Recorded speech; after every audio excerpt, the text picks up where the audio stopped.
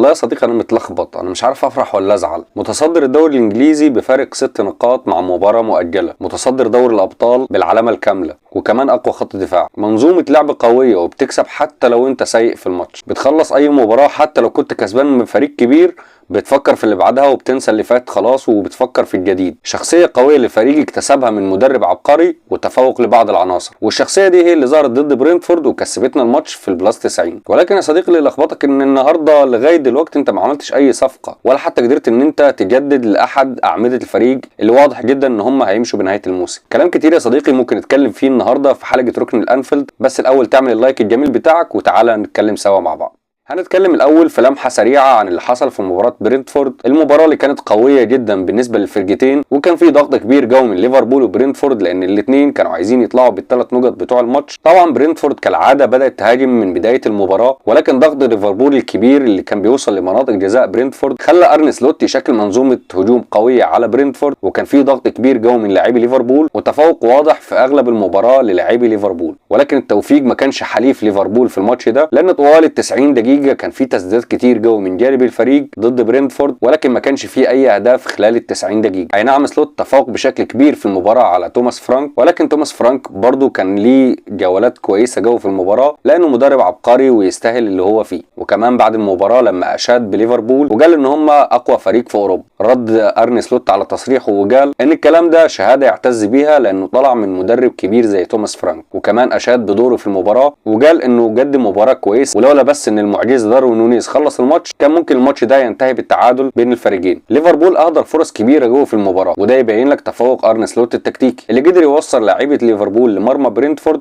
باكتر من طريقه خلال المباراه. ولكن سوء التوفيق كان حليف الفريق، وده اللي خلاهم ما قدروش يسجلوا اي هدف من ال 37 تسديده اللي كانوا خلال المباراه. وسوء التوفيق ده كان واضح جو في المباراه على اغلب لاعبي ليفربول وعلى راسهم محمد صلاح. دي المباراه الثالثه على التوالي محمد صلاح لا يسجل ولا يصنع، وكان حظه وحش جو في خلال الثلاث مباريات دول، وكمان كان مستواه مش هنقدر نقول ان هو سيء ولكن ما كانش زي مستواه المعهود. ومش بس محمد صلاح، عندك واحد زي جاكبو برضه ما كانش في حالته في الماتش ده، ولا حتى لويس دياز اللي دايما بيكون ليه تحركات قويه وبتسبب مشاكل لمرمى الخصوم. ارني سلوت دفع بتغييرات كتير جوه عشان يعدل من نتيجه المباراه السلبيه، وكان اهداف الفوز من نصيب داروين نونيز اللي انفجر فجاه بعد دقيقه 90 وقدر انه يسجل هدفين ولا اروع من خلال تمركزه الجيد في المباراه، وقدر انه يسجل هدفين في خلال 3 دقائق بس علشان يحرز 3 نقاط لليفربول وينتزعهم من برينتفورد ويستمر في صدارة الدوري الانجليزي بفارق 6 نقاط عن المركز الثاني وهو ارسنال، مع مراعاة ان في مباراة مؤجلة لليفربول هتتلعب ان شاء الله في شهر 2. داروين نونيز قدر انه يسجل الهدفين دول في وسط ذهول من العالم كله، وبالتحديد انا كمان، لان ما حدش كان يتوقع ان داروين نونيز ممكن يسجل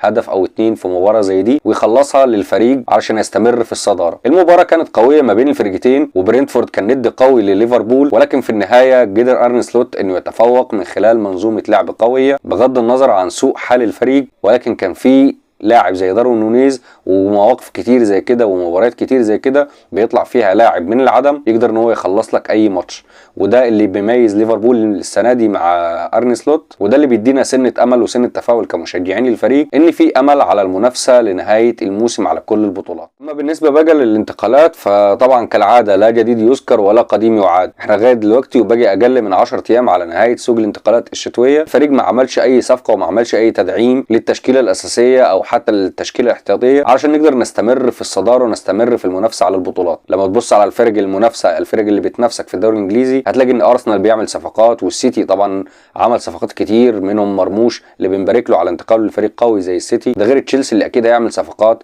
توتنهام هيعمل صفقات، مانشستر يونايتد هيعمل صفقات، كل الفرق في الدوري الانجليزي بتعمل صفقات في الموسم الشتوي الا ليفربول. وده هيخليك في نهايه الموسم بعد ما تفشل في المنافسه على كل البطولات وتطلع بموسم صفري زي الموسم اللي فات ونقعد نعيط بعدين ونقول يا ريتنا كنا اشترينا وكنا دعمنا في الموسم الشتوي. وما تقلقش انا مش بحرج لك احداث، ده اللي هيحصل بالفعل ولازم تكون متاكد من ده، لان احنا من خلال اللي بيحصل ده من اداره ليفربول وطالما ما فيش اي تدعيم للفريق فبالتاكيد انت مش هتقدر تنافس لغايه الاخر. اما بالنسبه لملف تجديد اللاعبين وعلى راسهم محمد صلاح، فملف التجديد كانه مش بيتفتح، لسه موقف الثلاثي زي ما هو، محمد صلاح وفان دايك وارنولد، ان ما كانش اسوأ. انت النهارده الموسم الشتوي بينتهي بيك ولا قدرت ان انت تجيب بديل ليهم في حاله رحيلهم، ولا قدرت حتى ان انت تجدد عقودهم. فيرجيل فان دايك بنسبه 90% مش هيجدد لليفربول، بالرغم من الخبر اللي انتشر مؤخرا انه جدد عقده لمده موسم، ولكن بعد كده تم نفي الخبر، وعرفنا كلنا ان الخبر كان اشاعه وما تمش تجديد عقد فان دايك. اما بالنسبه لارنولد اللي واضح تماما ان هو خلاص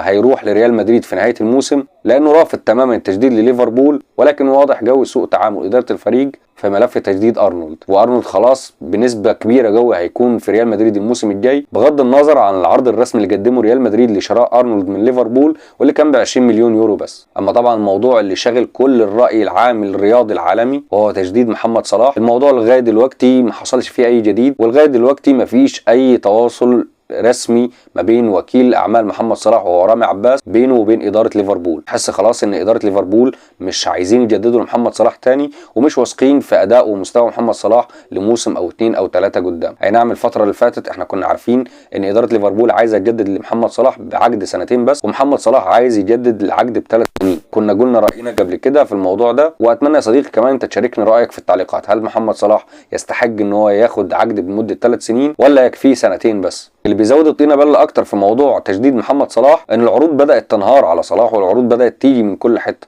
عندك النهارده واضح قوي للعالم كله ان باريس سان جيرمان والهلال هم اكتر فرقتين عايزين محمد صلاح باي شكل. محمد صلاح لو راح الهلال هياخد ميزانيه دوله كراتب اسبوعي، ده غير طبعا انه هيكون واجهه السعوديه وواجهه الدوري السعودي لسنتين و3 و4 قدام، وهيغطي على كل اللاعبين المحترفين اللي هناك. ده غير ان باريس سان جيرمان برضه ممكن يدفع ملايين كتيره جو لمحمد صلاح مقابل بس انه يمثل الفريق في دوري الابطال وفي الدوري الفرنسي. اما المباراه القادمه لليفربول واللي هتكون ضمن منافسات دوري الابطال واللي هتكون في مواجهه ليل الفرنسي، ودي هتكون مباراه قويه بين الفرقتين ومباراه صعبه على ليفربول، لان بكل بساطه يا صديقي ليل من الفرق القويه جو في اوروبا الموسم ده، وكمان بالتحديد في دوري الابطال، لانهم بيحتلوا المركز الثامن. ولكن ما تتخضش يا صديقي من قصه المركز الثامن، لانهم برصيد 13 نقطه زيهم زي ارسنال وباير ليفركوزن واستون فيلا وانتر ميلان. يعني تقدر تقول ان كلهم دول في المركز الثالث بعد برشلونه صاحب ال 15 نقطه وليفربول صاحب ال 18 نقطه. كمان يا صديقي ليل الفرنسي ما اتغلبش في اخر 21 مباراه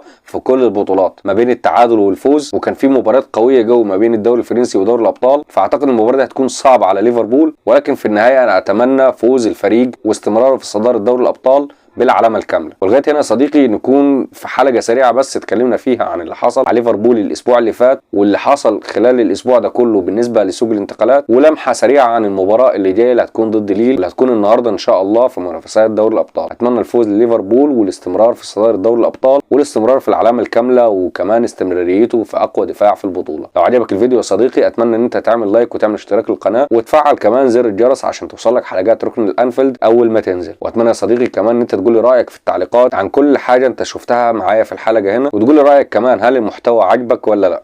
سلام يا صديقي.